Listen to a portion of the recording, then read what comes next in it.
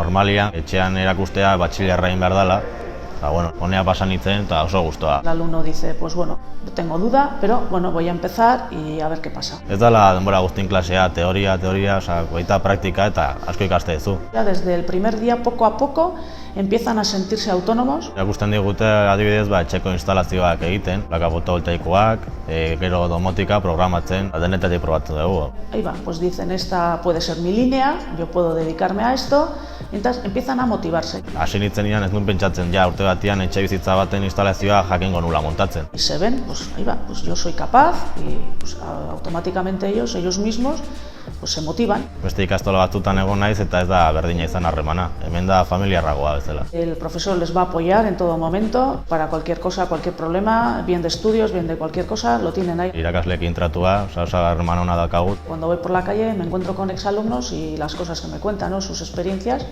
y son muy positivas. Lan egiteko eta praktika egiteko oso ondo dagoela. Les ves felices y en esa felicidad pues, uno es capaz de hacer todo lo que se propone. Instalazioak dituzte. Yo siempre les digo, tú nunca pongas límites a lo que puedas hacer. Siempre di qué quiero hacer y propóntelo y eso lo vas a conseguir. Praktikoan asko ikastezu. De aquí salen ya técnicos grado superior ya, bien cualificados. Es el único centro en Guipúzcoa en el que tiene toda la línea, es decir, grado medio y grado superior. Klasetik kanpo aldezu behakin edo zertaz hitz egin eta lagun bat izango balitz bezala. Se sienten muy a gusto. Ellos siempre hacen la valoración de ¿te acuerdas cuando empecé yo?